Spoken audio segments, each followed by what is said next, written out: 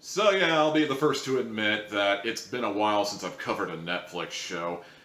I've had my reasons. Obviously, I'm going to use the old, my job made my schedule weird because of the pandemic, and that's not a lie. I guarantee you my entire work schedule for the last few months had been very weird and been very confusing, and it got very stressful, and I needed to cut some shows, and I needed to rearrange my schedule in order to do anything on this YouTube channel, and honestly, at the rate I was putting out one hat reviews on Netflix, I basically just decided to put that on hiatus.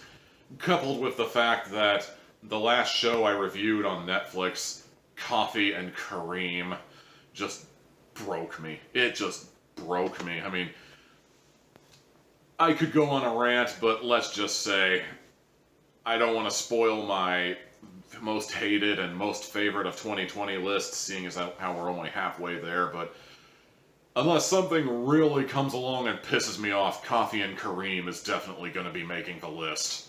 Just put it that way. But, you know, that was back in the past. That was probably like March, April, whenever that was. That's in the past. Let's check out Netflix now that I've got the time.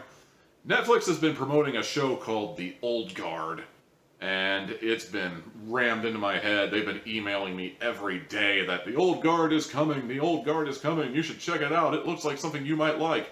Okay, Netflix, you win. I got some time, let's check it out.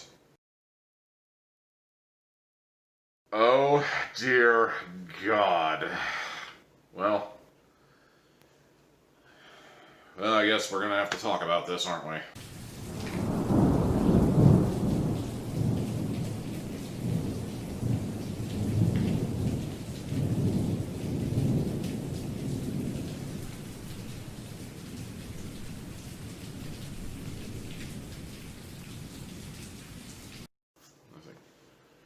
The Old Guard is a series of graphic novels that recently got a film adaptation that was released onto Netflix this past weekend. And ladies and gentlemen, I can say with 100% certainty that this movie is an ordeal to sit through. I think its biggest problem is just that it was an adaptation of a graphic novel. Not just a graphic novel, but a graphic novel that took 5 volumes to tell the story. 5! I don't know what the page count of those was, basically because I didn't even realize it was a graphic novel until the credits came along. But 5 volumes of graphic novel crammed into one 2-hour block of movie, just cram it in there. That is a terrible idea. That is a terrible idea because you get pacing issues, you kind of have to drop certain elements of the story that might have been important, and if you're a guy like me who never read the graphic novel and you're just coming into the movie and I'm just supposed to kind of understand why this thing is happening, well, no, I don't understand it, and I'm not going to entertain the notion, you know? Just tell me why this is happening. I'm not going to read the graphic novel, I'm not going to do homework, just tell me, damn it. This is a very long movie. I think it was about 2.5 hours, give or take, and runtime by itself is not a huge issue. Like, some of my favorite movies are very, very long movies. Like, The Godfather is one of my favorites, and The Watchmen, I know not everybody liked the Watchmen film, but I liked it. It's one of my personal favorites. It's 3 hours long, but I never felt like I was bored at any point during that movie. Unlike this one, I think another big problem The Old Guard has is, what tone is it going for? Because, like, when the movie first started, I got the feeling that it was some sort of, like, Marine girl in Syria kind of story, and I kind of thought to myself, well, okay, I mean, I'm on board with this. Then we start getting into immortals, and it's like, what? Okay. And then we start getting into all the various ennui and sadness of being immortal. Oh, uh-huh. And when we get the revelation that just because you're immortal now doesn't mean you're going to be immortal down the line, like, wait, but then you're not immortal. I mean, you do have a shelf life. The idea of immortal means you don't die, ever.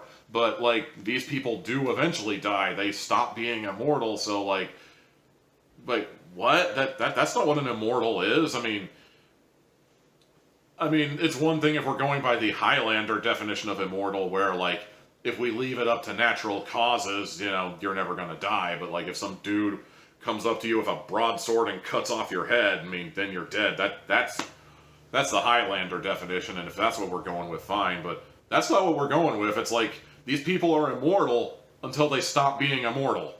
But that doesn't make sense. You're not an immortal. I mean, you just have an exceptionally long lifespan and an exceptionally impressive healing factor. Like, okay, you're tough. It's going to take a lot more than a bullet to the head to kill you or a gash in the throat to kill you, but that's not immortal. Am I thinking too hard about this? I had a feeling I was going to be in for a bad time when we did the 3 weeks earlier trope, as I like to call it. I like to thank Rick and Morty for that one. Because the thing about movies like this, they start in the middle, they rewind to 3 weeks earlier, and they build up to that one point, which begs the question, why are we starting in the middle? Why can't we just start at the beginning?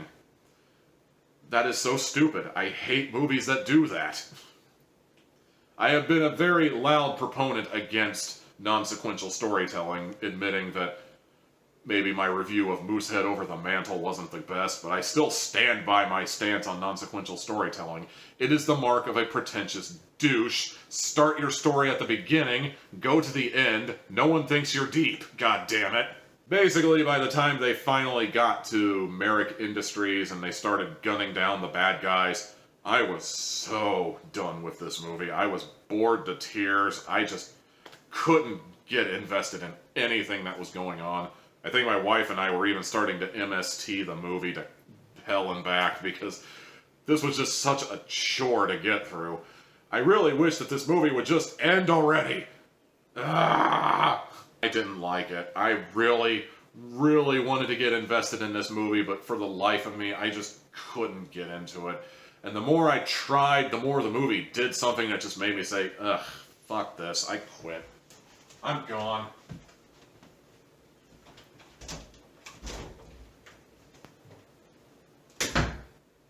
I was really hoping for something to break the streak of 1 hat out of 4 reviews that I've been giving a lot of Netflix things in this series this year, but the old guard is not one of them, ladies and gentlemen. 1 hat out of 4. And that's going to do it for this week's edition of Hatflix and Chill. Maybe one of these days I'll find a Netflix movie or a Netflix series that I actually like well enough to review it. Until then, I hope you liked the review. Be sure to like, comment, subscribe, ring-a-ding the bell, and check out the channel for more Tommy Teal Hat flavored goodness, folks. Until next time.